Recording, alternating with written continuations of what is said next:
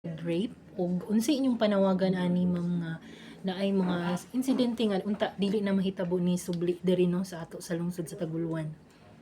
Yes ma'am, ang update atong attempted rape nato gabi nga nahitabo sa January 20 around 8 p.m. more or less.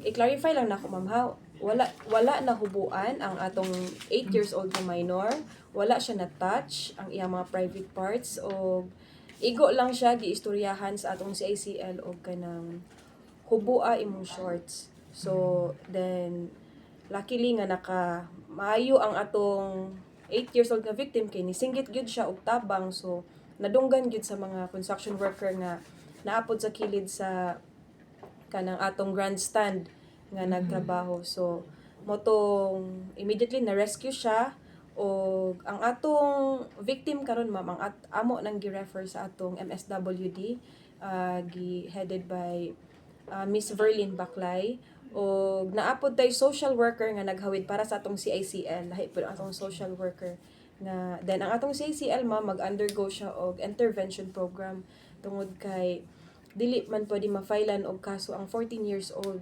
So ang below 15 is dili gid siya pwede, exempted from criminal liability gid siya. So mo nang naatay intervention program nga ihatag sa iyaha. Then follow up monitoring po dayon sa atong mga ginikanan nga kanang mga naay mga gagmay nga anak, mababae or lalaki. Kinahanglan mga ma'am and sir atong bantayan, atong i-focus gyud, double time ta o kanang bantay sa atong mga anak. Kung uban-ubanon manggaling nato sila sa mga crowded like sa atong mga umaabot nga fiesta na atay mga daghan activities, ubanon nato sila.